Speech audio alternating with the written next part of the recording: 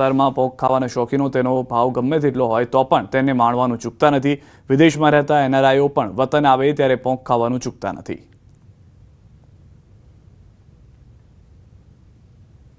પોંક એટલો અમને ભાવે છે કે સમજો રહેવાતું નથી। અમારે ખાસ સિઝનમાં તો આવું જ જોઈએ। એક વખત તો આટો મારી જ જાય છે અમે લોકો આવીને। વરસાદના કારણે પોંકનો ઉત્પાદન ઘણું ઓછું થયું છે, પણ તે છતાં પણ પોંકનો ભાવ જે પણ હોય પણ ખાધા વગર તો આખું વરસ કઢાય નહીં।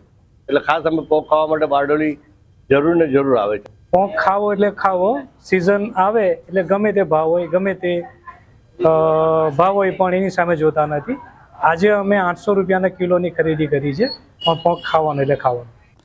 પોંકની માંગ શિયાળામાં ખૂબ જ વધી જતી હોય છે। ચાલુ વર્ષે કમોસમી વરસાદ અને માવઠાને કારણે પાકના વેપારીઓને મુશ્કેલી પડી રહી છે।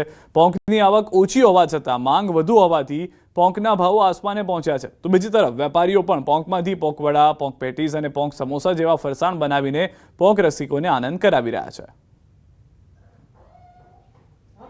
ગ્રાહકી ફાઇન છે ને માહોલ પણ બહુ ફાઇન છે।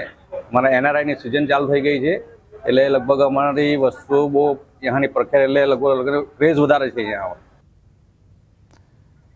આ વર્ષે કમોસમી વરસાદ અને માવઠાના કારણે પોંકની ખેતી કરતા ખેડૂતોને મોટું નુકસાન થયું છે। જુવારના પાકને મોટા પાયે નુકસાન થવાથી ખેડૂતોને નુકસાની વેઠવાનો વારો આવ્યો છે। રાજ્યભરમાં એક તરફ બીએલઓની કામગીરીના ભારણને કારણે શિક્ષકોની તબિયત લથડી રહી છે। ક્યાંક શિક્ષક મોતને વહાલું કરી રહ્યા છે તો હવે આ બીએલઓ પણ જોઈ લો। છોટાઉદેપુરના નસવાડી તાલુકાના ડુંગર અને ઢોળાવવાળા રસ્તા પર ચાલી અને કુપ્પા મતદાન મથકથી સાંકડી બારી ગામે પહોંચીને મહિલા બીએલઓએ કર્તવ્ય નિષ્ઠાનું ઉત્તમ ઉદાહરણ પૂરું પાડ્યું। ચાલતા પણ જવું મુશ્કેલ હોય તેવા કાચા રસ્તા પર મોટરસાયકલ પર તેના ભાઈ સાથે આ બેન નીકળ્યા અને પોતાની ફરજ નિભાવી। બાઇક પણ ચાલી ન શકતા આખરે મહિલા બીએલઓ સાથે આવેલ ઝેરોક્સ મશીનને સાથે માથે મૂકી અને રસ્તા પર ચાલતા જોવા મળ્યા હતા। મહિલા બીએલઓએ ગામના લોકોની પણ ચિંતા વ્યક્ત કરી। તો દ્રશ્યો આપ જોઈ રહ્યા છો, ઝેરોક્સ મશીન જે છે તે સાથે લઈને મહિલા જતા જોવા મળી રહ્યા છે જેથી કોપી કાઢી શકાય। પોર્ટેબલ ઝેરોક્સ મશીનને પોતાના માથે મૂકે છે, ત્યારબાદ તેમાંથી પ્રિન્ટ કાઢી અને જે સરની કામગીરી જે એસઆઈઆરની જે કામગીરી છે તે પૂર્ણ કરવામાં આવી રહી છે। મહિલા તેમના ભાઈ સાથે જતા નજરે પડ્યા। સાંકડીબારી ગામમાં જે અમારો રસ્તો છે જે છોટી ઉંમર અવર જવર માટે ખૂબ મુશ્કેલીનો સામનો કરવો પડે છે, કારણ કે રસ્તો જ ખરાબ છે। એના માટે તો ખાસ કરીને જે અમારા ગામમાં જે બીએલઓ આવે છે, જે મતદાન યાદી માટે આવે છે, એમને પણ ખૂબ મુશ્કેલી પડી રહી છે, કારણ કે એ લોકો પણ પોતે જે સાધન સામગ્રી લઈને એ પણ એ ચાલતા આવે છે। તો અમારી એક જ માંગ છે કે આ રસ્તો વહેલી તકે બને। બીએલઓનું કામ સોંપવામાં આવ્યું હતું ત્યારે અમે સાંકડીબારી ગામમાં આવ્યા હતા અને એક વાત કરીએ તો રસ્તો પણ બહુ જ ખરાબ હતો। અમુક જગ્યાએ અમે જે પાછળ બેઠા હતા એ બેનને ઉતારીને પછી ચાલતા પણ કાઢ્યા હતા આજે। તો વહેલી તકે સરકારને અમારું નિવેદન છે કે આ રસ્તો વહેલી તકે બનાવે। વધુ માહિતી ન્યૂઝ 18 સંવાદદાતા શહેજાદ પાસેથી મેળવીશું। શહેજાદ, જે ત્યાં ઘટના હાલમાં જોવા મળી રહી છે, લોકો મહિલાની કામગીરીને બિરદાવી રહ્યા છે, કેટલી મુશ્કેલીથી પાર કરીને તેઓ પહોંચ્યા, પોતાની ફરજ નિભાવતા નજરે પડ્યા? જે સિદ્ધાર્થ, ખાસ કરીને જે નસવાડી તાલુકો છે, જે ડુંગરથી ઘેરાયેલો તાલુકો છે અને જે કુપ્પા અને સાંકડીબારી જે જવાનો રસ્તો છે બિલકુલ કાચો છે, ઢોળાવવાળો છે, પથરાવાળો છે કે જ્યાં મોટરસાયકલ ચલાવવું પણ મુશ્કેલ છે। પરંતુ આ જ્યારે બીએલઓને જે કામગીરી સોંપવામાં આવી છે જેના કારણે જે ફોર્મો લઈને જે બીએલઓ જે છે મહિલા છે તેઓ પણ આ દાદર આજે એકલા જે ચડીને ઉતરી રહી છે અને તે સાથે તેઓના ભાઈને પણ સાથે લઈને જઈ રહી છે કે જે ઝેરોક્સ મશીન જે છે માથે મૂકીને જઈ રહ્યા છે। એટલે ચોક્કસથી આજે બીએલઓ જે મહિલા છે તે પોતાનું જે કાર્ય છે, જે પોતાનું કામ જે સોંપેલું છે તે કામ નિષ્ઠાપૂર્વક કરી રહ્યા છે। ખાસ કરીને આ વિસ્તારના લોકો, જે આદિવાસી વિસ્તારના લોકો છે કે તેઓને ઝેરોક્સ કરવા માટે પણ 20 થી 25 થી વધારે કિલોમીટર દૂર જવું પડે ના, તેના માટેની વ્યવસ્થા એ જાતે જ બીએલઓ મહિલા છે તે કરી રહી છે। એટલે ગામના લોકો જે આ મહિલાને છે કામ જે છે તેને બિરદાવી રહે છે અને સાથે સાથે એ જ કહે છે કે જ્યારે આ બીએલઓને કામ સોંપવામાં આવ્યું છે, બીએલઓ આટલી નિષ્ઠાથી કામ કરી રહી હોય ત્યારે ચૂંટાયેલા નેતાઓ જે છે જે નેતાઓ પણ આ ગામની મુલાકાત લે અને જે કાચા રસ્તાઓ જે છે એને પાકા બનાવે તે ખૂબ જરૂરી છે। જી સિદ્ધાર્થ, આભાર સમગ્ર માહિતી બદલ। તો હાલમાં જે રીતે જોવા મળી રહ્યું છે, ગ્રામજનો પણ આ મહિલાને બિરદાવી રહ્યા છે, તેમની કામગીરીને બિરદાવી રહ્યા છે।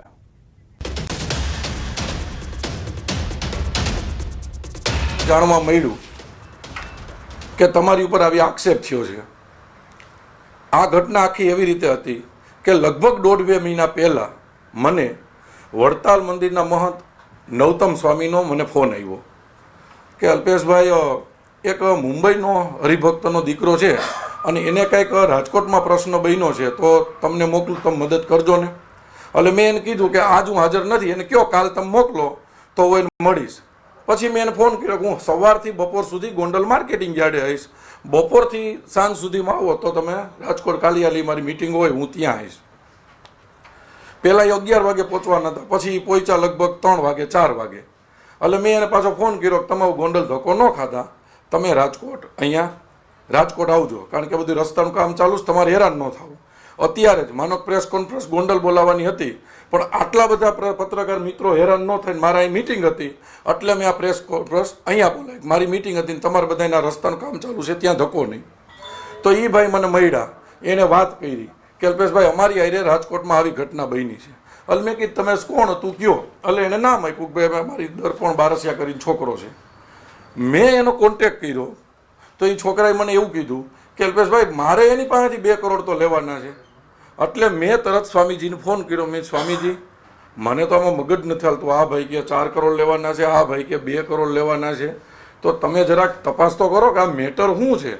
એ છોકરાઓ લગભગ મારી પાસે ઓછામાં ઓછા અડધો-પોણો કલાક અહીંયા બેઠા અને આવી રીતે ગયા. તે પછી નથી મેં કોઈને ફોન કર્યો, નથી એ છોકરા મળ્યા, મેટર શું છે, ક્યાં કોણ મળ્યા, હું કોઈને ઓળખતો નથી. વાત મળી તરત જ આજે મેં પણ પોલીસ ફરિયાદમાં અરજી કરી દીધી છે, હમણાં તમને કોપી આપી છે. મેં પોલીસ સમક્ષ નિવેદન આપ્યું છે કે જો આ કોઈ ઘટનાની અંદર અલ્પેશ ઢોલરિયા 100%માં 2-5% નહીં, કદાચ 1% વાય ગુનેગાર થાય ને, 1% વાય તોય મને સજા થવી જોઈએ.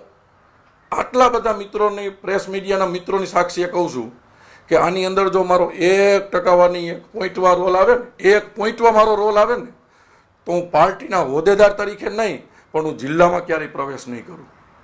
100% પોલિટિકલી હું ડેમેજ થાવ એના માટેના ફરિયાદ છે. અને મને દુઃખ એનું નથી કે અલ્પેશ ઢોલરિયા ઉપર આક્ષેપ થયો, એનું મને દુઃખ નથી. દુઃખ એના માટે છે કે મારી પાછળ મારી પાર્ટીનું નામ આવે છે, ભારતીય જનતા પાર્ટી મારી માં છે, અને હોદ્દેદાર ઉપર બેઠા બેઠા મારી ઉપર આવા આક્ષેપો થયા છે, એનું મને દુઃખ છે. અને એના માટે મેં પાર્ટીમાં કીધું છે, અત્યારે મેં ડીસીપી સાહેબને કીધું છે, સીપી સાહેબને કીધું છે કે તમે સચોટ સાહેબ તપાસ કરાવો. આ વ્યક્તિ કોણ છે એ બી હું જાણતો નથી. મારા 2 મોબાઈલ નંબર આપ્યા છે, મારા એકાઉન્ટ આપ્યા છે, કે મારા નંબરમાં ક્યારેય કોઈ હિરપરાભાઈએ ફરિયાદ કરી છે એની અરે કોલમાં વાત થઈ હોય, અમે ક્યાંય મળ્યા હોય તો મારી તમામ પ્રકારની જવાબદારી છે. કોઈને હું ઓળખતો નથી. ઓનલી ફોર મને બદનામ કરવા માટેના પ્રયત્ન છે. હું તમને મિત્રો દાખલા તરીકે એક વાત કહું કે થોડોક ટાઈમ પહેલા એક વિડીયો વાયરલ કર્યો કે અલ્પેશ ઢોલરિયા અત્યારે ગોંડલ માર્કેટિંગ યાર્ડના ચેરમેન તરીકે હું છું. અમારો એવો ટાર્ગેટ છે કે આવતા 6-8 મહિનામાં એશિયાનું નહીં વર્લ્ડનું માર્કેટિંગ યાર્ડ બને, એના માટે અમે વિકાસ ચાલુ છે. દાખલા તરીકે આ વખતે આપણે 6 મહિના વરસાદ આવ્યો તો એ વરસાદમાં ખેડૂતોનો માલ ન પલરે, એટલે હું એવું એપીએમસી બનાવવા જઈ રહ્યો છું કે ગમે ત્યારે વરસાદ આવે આપણા ખેડૂતોનો માલ પલરે નહીં. તો વિકાસના કામ ચાલુ છે. તો એવો વિડીયો બનાવીને મૂક્યો કે અલ્પેશ ઢોલરિયાએ એપીએમસીમાં 100 કરોડની લોન લીધી અને લોન વાપરી નાખી. આજે હું મીડિયાના માધ્યમથી એ આક્ષેપનો પણ તમને જવાબ દઈ દઉં કે માર્કેટિંગ યાર્ડમાં ટોટલ 10 કરોડ રૂપિયાની લોન લીધી છે.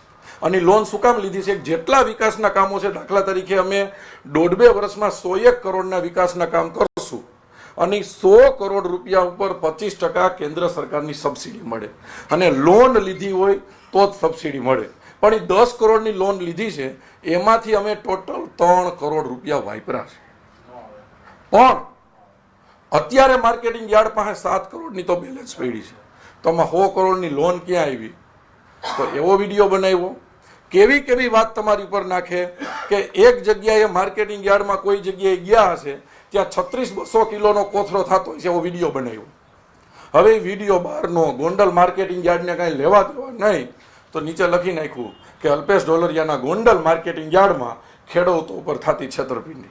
એટલે ભાઈ તમે તપાસ તો કરો, અમારી ઉપર છે.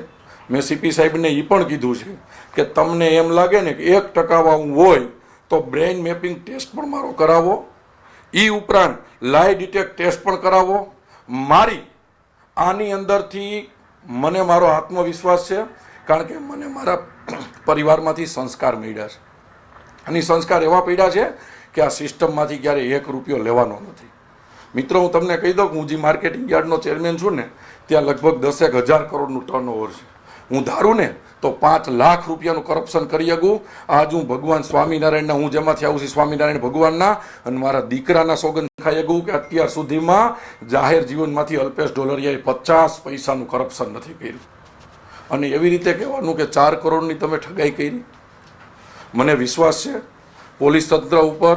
મેં જે અરજી કરી છે, હું 100% થોડાક દિવસમાં પોલીસ તંત્ર ઉપર મને ભરોસો છે કે દૂધનું દૂધ અને પાણીનું પાણી કરશે. હું 100% નિર્દોષ સાબિત થાઈશ એનો મને આત્મવિશ્વાસ છે, કારણ કે મેં ભારતીય જનતા પાર્ટીમાં એન્ટર થયો ને ત્યારે મારા પપ્પાએ કીધું છે કે આપણે છાશ રોટલો ખાઈ લેશું, પણ આપણા ઘરમાં હરામનો રૂપિયો ન આવવો જોઈએ. એ હું આજે તમારી સામે બેઠો છે ત્યાં સુધી મારા દીકરાના સોગંદ ખાઈને કહી શકું કે મેં કોઈ દી 50 પૈસા ક્યાંયથી લીધા નથી.